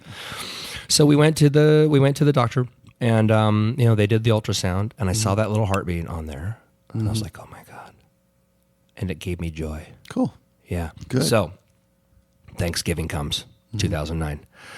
Nobody in the world knows. Nobody. Thanksgiving Day. And we're there at my aunt's house, and we're having dinner. And my mom says, would you do me a favor, Rob? Would you bless the meal? And so I'm like, dear Lord, thank you for this dinner. And thank you for giving to Moko and I a child. Amen. That's how you drop That's the how bomb? I told everybody. Yeah. Enjoy the meal, people. Yeah. And I'll take questions after the feast. yeah, exactly. They were like, "Oh, Robbie, congratulations!" cool. Right? It was really great. That's On the super drive home, Tomoko miscarried. Dude, you do hate horrible. You love horrible movies. That's a horrible story. It's a great story. Really, I'm so sorry. No, it was terrible. It was terrible. God, I can't. My poor thing. In the car. Both of you. In the car. On In the the way home. car? In the car on the Just- way I home can't from even imagine. dinner. Just a I sudden- just told everybody. Oh, dude. It was terrible. I'm so sorry. And so we were pretty shaken up about that. Yeah. Tomoko's like, this is maybe my only chance to have a baby, and I just lost her. Yeah. And it really sucked. And then a year later, without trying, Yeah. we just kind of, we were the year following was like a haze. Yeah. I bet. And then, God blessing, all of a sudden, she's pregnant. Yeah. So we don't tell anybody Yeah. until we know the pregnancy is viable. And, 9 months later, my daughter, Cadence, my adorable Cadence is born. And my wife says, when she's watching me, while I'm watching her give birth, she says, I'm making this face like, oh no. No, not about the grossness. Oh, okay. About the whole crap, I'm screwed. Yeah. Here I am, in my mid 40s and I Right. got to start over again. Oh man, my dreams to be retired and Yeah. ride Harleys around right. It's yeah. gone. I'm screwed. And I did feel that way. I did. I didn't say it. I didn't Right. vocalize it, but I did feel that way. But she knew you well enough to read it on you, huh? Yeah. Cool. Yeah. No, it's So that's real love. So 3 days later, my daughter was raised from the dead. No. But 3 days later, we go home and we're at home, and I come home from work and I go upstairs, and my wife is in bed with my baby girl sleeping next to her, and our cat, our female cat, laying on top of them. And I see that, and I thought, oh, that would make a really great picture. So I go grab my phone, and I go in there, and I take that picture. I go downstairs, sit on my couch, and I was going to pull up the TV. And instead of pulling up the TV, sorry about the long story, I look at the picture, and it crystallized, oh my God, the one thing I always wanted my whole life was this little girl. Now, it's not to knock my 3 older children. Right. I wasn't in the mental place to be a dad. I wasn't in the mental place to be a husband. I was a young, dumb, full of cum Right. kid who did everything way too early, and wild ambition, the whole thing. Right. And I love those 3 older children with all my heart, Cool. just as much as I would love anybody in this world. But Cadence, my 4th child, was this catalyst that flipped the switch for Rob Jones and Nice. made me go, oh my gosh. So all of a sudden I'm hot for kids. I'm like, hey, honey, maybe we should have kids. Maybe we should have more kids. And she's like, no, Yeah, right? I'm good. Thanks. So 2 years later, I walk in the door, and she's standing there at the at the top of the stairs. And I said, what the heck? And she goes, what are you talking about? And I said, there's something going on. And she says, what? And she comes down the stairs and she goes, what are you talking about? And I go, you look pregnant. She goes, no, I don't look pregnant, and I'm not pregnant. And no, you're weird. Yeah. And for whatever reason, me saying that out loud, she went to the store and bought, a test. She comes home and she's like, you're right. I'm pregnant. It was like I felt it. Wow. Okay. So I said, wouldn't it be hilarious if you actually have twins? Wouldn't that be funny?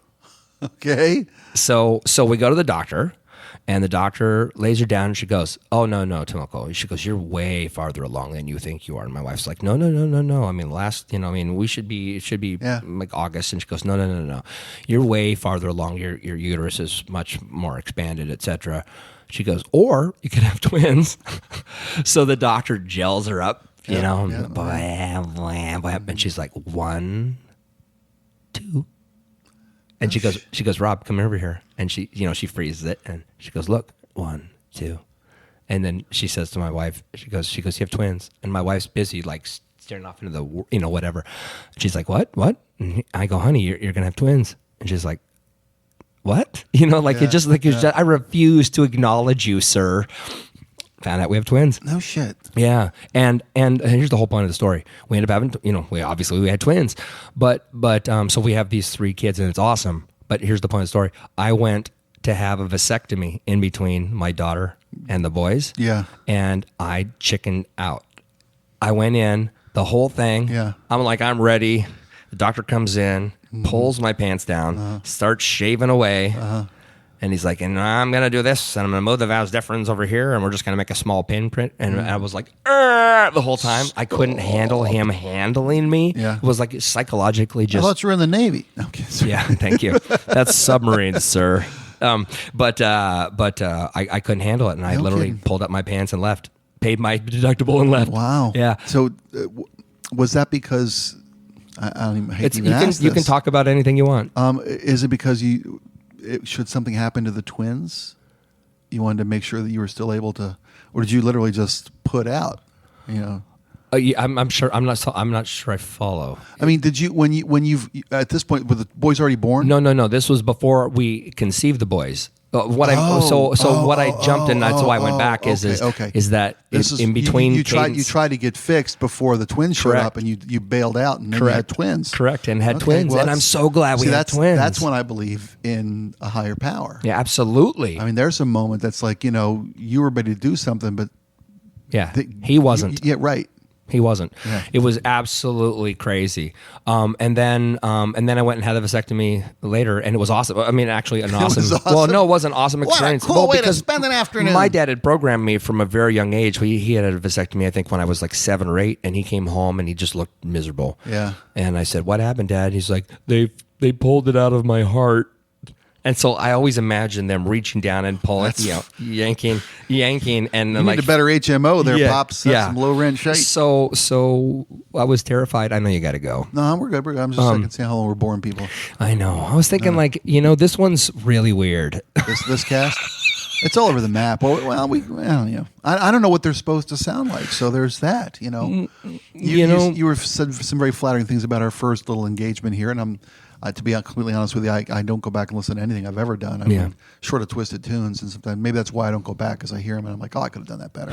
Yeah, I always think I could have done better, no matter what I do. So no, I get it. I got a tremendous response immediately. Cool. From the first one, so it certainly motivated to do the second one. Okay. I think it's like a sophomore record. The first time you get together, you don't know each other. Is this your way to saying this sucks? Is that what you're saying? I'm just saying I'm looking for the hit. Okay. But the thing is I think we actually just went there. Okay. I think what people really want, Spike, they don't mind tangential. Mm-hmm. But they also want to know something. Okay. Right? If we're just yammering away about the color of the bricks in the courtyard over there, they don't give a crap, right? Yeah. But if you start talking about the fact that you had a testicle removed, that's life-changing. And good for us, because I needed it for me too, in a weird way, right? All of a sudden I know this really great intimate thing about Spike O'Neill. Right. And then I get to talk about this sort of godsend moment with having my 3 children. Right. So now I'm a father of 6, which absolutely, here's the dark part, absolutely increases the fact that I have a very high chance of losing a child prior to death. The older way to find the misery. Yeah, the more there's kids, your reoccurring theme. The more kids you have, the better chance you have of losing a child prior to death. How could you even go? I could never even go there. I don't want that. No. Of course you don't. Come on, but my mind just doesn't go to that worry. Mine automatically does. My wife's does though. It's funny because we're my wife and I are so different about how we look at something. We're so perfect for each other, but we're so different in how we approach certain things. Right. And she'll worry about everything. And I don't worry about shit. Yeah. I don't know what it is. And to my detriment, because I've been blindsided a few times in my life by big things that I shouldn't have been. I should have been prepared for, and I wasn't, because I just don't worry. Oh, man, I wish that. I'm definitely a worrier. Okay. I mean, and I think I'm one of those guys that's lucky enough to be a very happy person in general, right? Yeah. I mean, I called myself 97% badass, right? I think I'm a happy guy, but that 3% is really, really, really significantly dark. It overtakes you? It grabs the wheel? It doesn't overtake me, but when I release that hound, oh yeah, the dog will hunt. Yeah. Like, I'm the guy who, you and I could be best friends, spend the next 40 years of our lives together hanging out and having coffee and having these conversations. And then if you do something that triggers that 3%, it's not a worst enemy thing. It's like, I will torture you until you're penis falls off. I mean, Really? Yeah, I become crazy. Are you vengeful? No, that's my wife. I am. It's funny. I'm optimistic, and I'm Mr. Joy and Mr. Happy Movie and Happy Ending. No. But when I hate somebody, I'll fucking hate them till the grave. And then I'll dig them up and hate them again. Yeah. No, I'm totally. There's people in my life I never want to think a good thought about ever again. This is great though, Spike. You know why this is great? Because if you and I hang out, you can protect me. I can protect you in the heat of the moment. Okay. And you can protect me for the rest of my life. Okay, sounds great. No, seriously, I hope people you find something enjoyable in all this. I certainly do. I'm having a ball. Yeah. No, I love this, and it's my hope we can just keep going. What I'm going to recommend is that the listeners of this particular podcast, especially if they've made it this far, maybe first off, congratulations. Yeah, thank you. Sick mother. Yeah, thank you, the two of you in Indonesia. Is let us know what you want us to talk about. I mean, it's the truth, because I would like to think we're fairly bright guys, but the reality is I think podcasts are best when they're kind of flown by the seat of our pants, our collective pants. Okay. Well, that's disgusting. But if they're left just to that device, there are moments you drive down the cul-de-sac and you're screwed. Yeah. Right? Yeah. It actually happened earlier today. We went down a cul-de-sac and like, okay, let's not talk about abortion right now. You know what I mean? Right. Well, because it's a downer. It just sucks. It just sucks. There's no win in it. It's not like you can have a great conversation that people can't wait to hear. It's just. I bet I can make one up. It's just divisive. It is, and that's cool. And out of respect to everybody and their individual opinions and the right to have them, we won't go down there. We'll pass by that corner. So, I want to ask you a funny question. Okay. What happens when you get scared half to death twice? You've got a quarter left. How's that possible? Well, because you had a half and you lost half of that. Son of a bitch, you got me. Yeah. Oh, I didn't even think about this. I wrote this down. I was thinking I'm so smart. No, you're still a quarter left. Oh, you get scared half to death again and be down to an eighth of your life. That's right. I know this. This is basic math. All my financial planning friends are going to go, well, no wonder you got out of the business, dude. You suck. Oh, man. I'm pissed off, man. I come up with a cool question, and I'm just an idiot. Yeah, stump me next week, would you? Oh. Okay, so I want to end on this. Last week we talked about that first booby grab when I talked about I Want You to Want Me, Cheap Trick. Mm-hmm. Okay? Mm-hmm. What was the most influential song of your youth? The one, because there's always one. Mine's easy. Is it really? I'll go first if you want me to. Well, that helped me figure out my movie. My Sharona. Really? Oh, hell that shallow shit show music was your most influential. It's because... Really? Yeah, because it's still a great song. That's funny. I was thinking, what songs are so dear to me, and maybe that would be one of them. Was it like a Who song? Was it a Springsteen song? Do you really? I hate The Who. Oh my God. It's because Keith Moon. I'm sorry. I influential can't. song. Oh, he's a terrible drummer. I get it. He's not really a drummer. He's more of an entertainer. But I just can't stand The Who. Can't stand The Who. I'm sorry, dude. I know you'll never want to see me again. I can't stand The Who.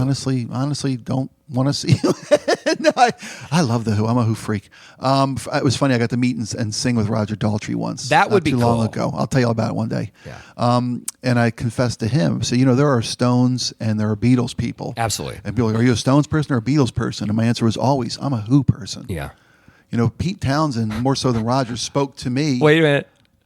So that's like saying you like BMW or Mercedes, and you're like, no, man, I'm all about the Saab. Yep, I'm a Sauber. I'm a VW guy. Okay, keep going. I'm a VW guy.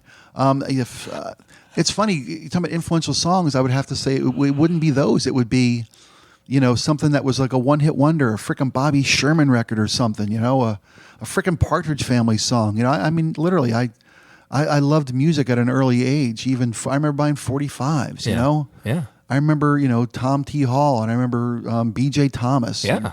Raindrops Keep Falling on My Head. And going with my grandparents to see Butch Cassidy and Sundance Kid and realizing that maybe the best part of that movie was Raindrops Keep Falling on My Head. It was a great fucking tune. Yeah.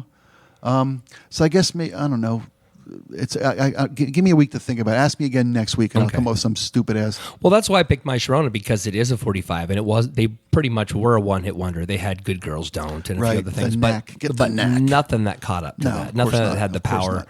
the carrying weight of that. Yep. And that a lot, clearly had a lot to do with my age, because what was that, 79? So Probably, I'm yeah. early teens, and Yeah. I'm going to high school dances at the Grange Hall, and Right. hanging out with the hotties, who are sprouting. You know Yeah, what I mean? man. Yeah. Those were good days, man. Right on. Well, dude, you're a rock star. Well, you're a superhero. I am. You are.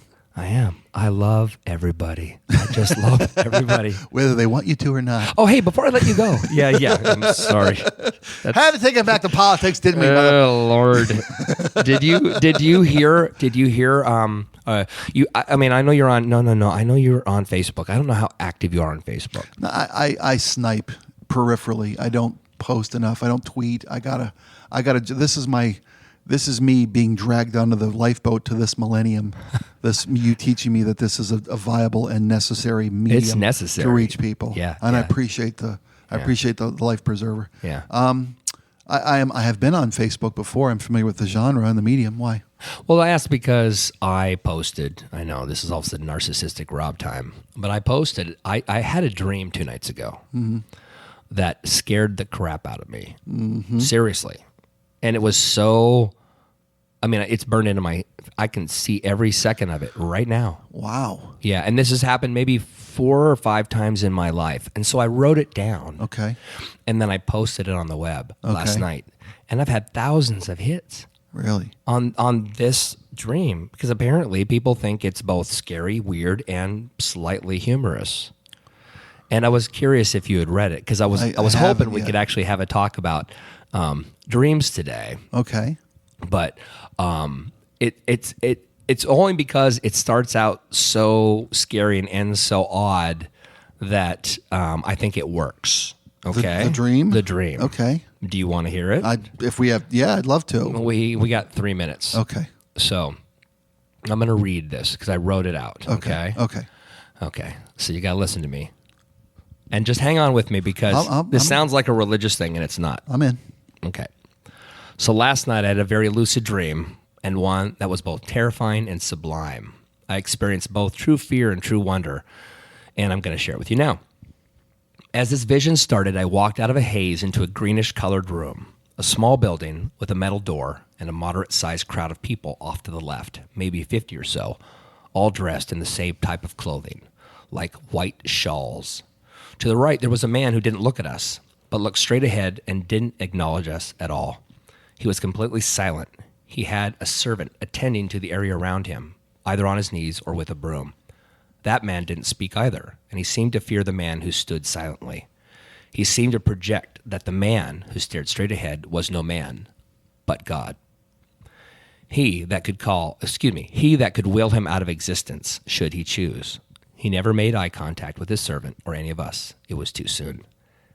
I looked out the window of this small green room and noticed that this building sat on a very high bluff. Down below was a group of many other buildings, almost like rows of modern apartments with jutting features. In between our buildings lay an amazingly lush and grassy landscape. It was perfectly designed and had a color to it that was a truly deep green, meticulously maintained. As my eyes moved across the landscape, a sea of people came into view, as though they materialized in front of my eyes. They were always there, but yet I was so distracted at the incredible view. I looked at them, and I noticed that they stood on this large paved area between the grass and the complex of buildings below.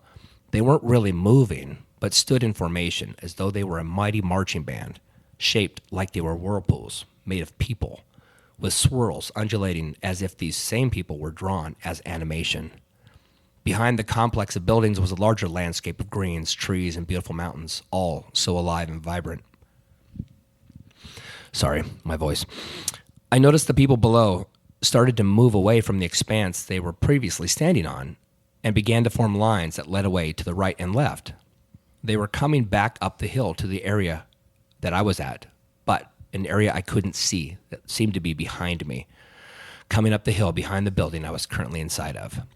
Suddenly, I was walking out of the building through a door on the left and noticed a friend of mine from high school. He was very excited and nervous. As we were walking down to the buildings at the bottom of the hill, we were discussing how when we looked down at our feet, we could see the earth literally under our feet, as though the ground was see-through at our beck and call. Now, let me be clear. We could choose to see the world we departed at our whim. It was as though our eyes were cameras from orbit, and whatever we chose to see would materialize in front of us in incredible detail at a moment's notice. While studying the planet from this amazingly odd angle, I could zoom down to street level, or even further if I chose. And what I noticed was a tremendous shock. I noted that everyone was frozen in time on Earth, and nobody was moving. When I saw this, something became apparent in my head, an answer to what time really means and is. I realized that time in this heavenly realm truly didn't exist, but what did exist was an awareness that time for those on Earth had stopped. Now, how was this possible? It occurred to me that the lack of reference of time in this realm was that heavenly time was moving so fast that our period here might be lasting hundreds or even thousands of years, but it was happening between the time on the earth. That the concept of time being the blinking of one's eye is an earthly construct. In this realm, time just didn't exist. We were somehow between time, which explained why we could see Earth and the people below and why they didn't move or communicate. They weren't frozen. They were just moving in nanoseconds, like light speed reversed. After waiting patiently for a sign of movement to dispel my theory, my friend called me over to the buildings at the bottom of the hill. They were designed in a way that looked like they were layered cubes, with shapes jutting out of the general squareness of the building. Between the cubes were little streams of water and greenery that were somehow cut into the sides and drained as though the house had its own gravitational field. Beautiful ferns and flowers bloomed on the sides. Inside the homes, there was a starkness, but it wasn't cold, just clinical. The walls were straight and smooth to the touch, and there wasn't any form of decoration. These buildings were definitely intended to be temporary facilities for us. We stood inside, and I moved towards a set of windows which looked off towards the mountains I had noted before.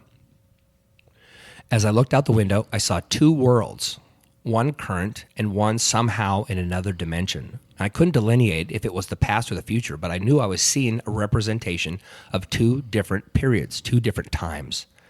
I saw a factory in the colors of gray and slate with plumes of smoke rising. And on top of that image, I saw a stark black layer of equal size, almost like a shadow self. But yet this image had super bright white lights on the edges, on the periphery. It seemed like a new version of the factory. The only thought I could put together from this collision of imagery was that I was seeing a world that formerly existed and one that was replacing it. I sensed it was a change that was coming, and that the black edges and white light was a heavenly replacement for the past mistakes of human destruction.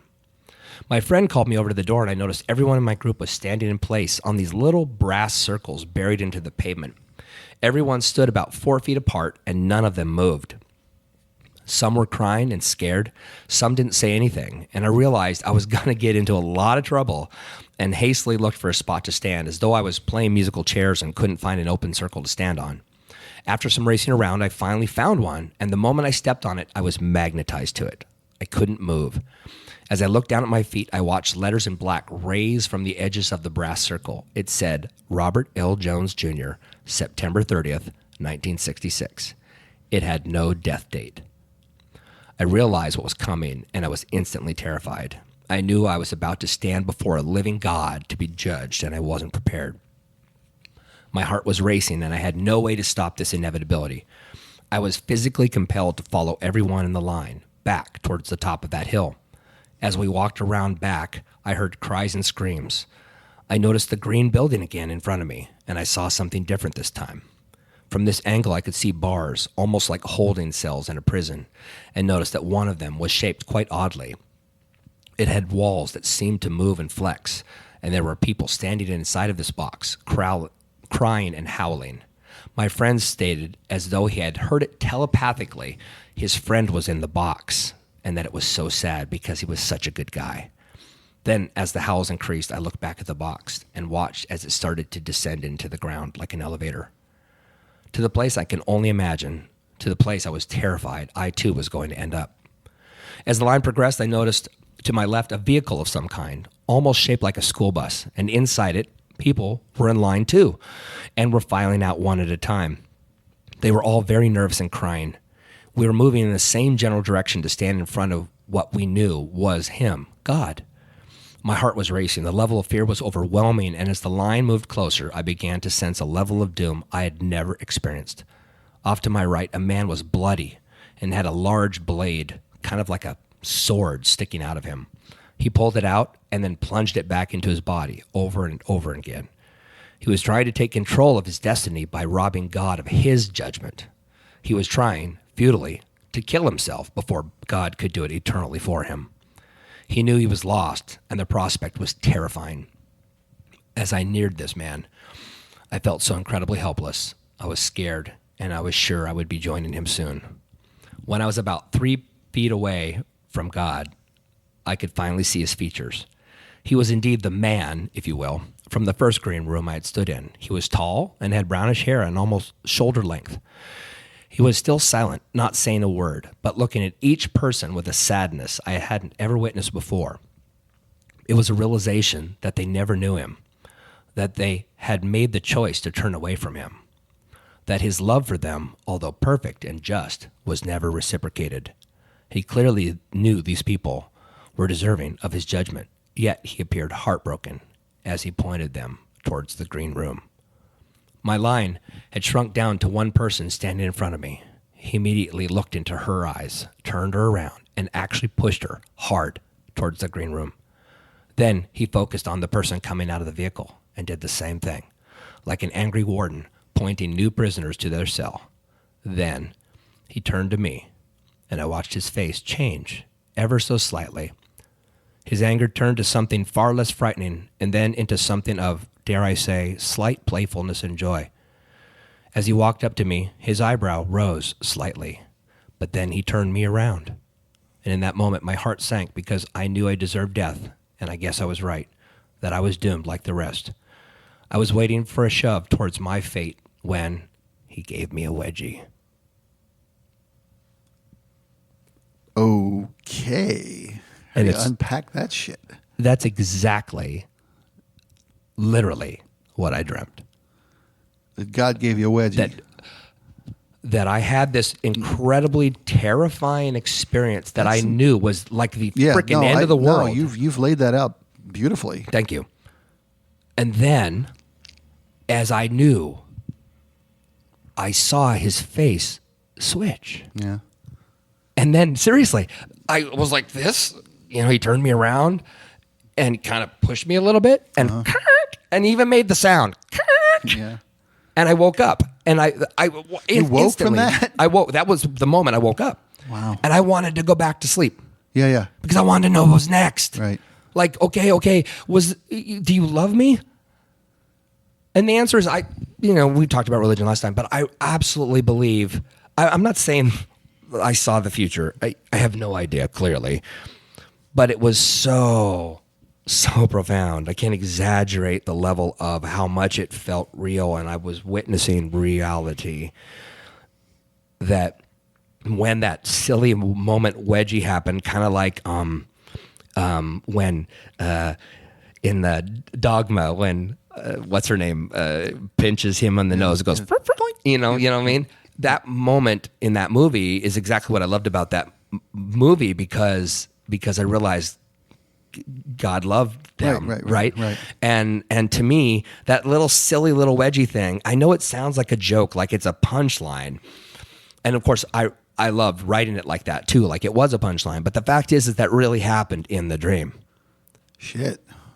And I felt like that was God's way, because I do believe in God, that my life matters and that it's a reminder that, kid, you got a lot of shit. You got a lot of issues. Right. Like everybody, by the way. But I got your back, kid. And you just keep going. And why I wanted to share this with you today, Spike, is because I believe in this. I'm telling you, man. Okay. There's something supposed to happen. Okay. Whatever that means. And so I'm just glad you invited me back. Well, I appreciate you bringing your gear. yeah. Hey, Rob, would you produce that stuff for me for free now? Because I need you to get out of here. But no. It's that's some. I don't want to say heavy shit. That's that's a real gift to be able to even think that. Oh, what's the word? I don't know if I've ever had a dream as vivid and detailed and as poignant. Yeah. With as much meaning as that in my whole life. I mean, maybe I have, and I just don't remember them because I've never written dreams down. I tend to not remember dreams more than a few moments when you're first awakened. Yeah. But that's you really went to the riverbank there. Thank you. Yeah. And I'm glad that it ended as it ended for you because me too. You were really kind of putting yourself out in your dream anyway. Yeah. Your brain was leaving you wide open. Yeah.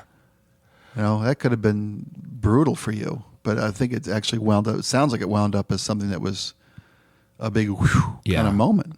Well, whether it's the truth, meaning that I actually saw some version of an end time thing or not, the fact that it was so vivid and so detailed in a way that I just don't think. Yeah. Like the stepping on the brass thing, yeah. And instantly it was like I remember putting my foot down on it and it pulled my other leg over, slammed it over, like boom.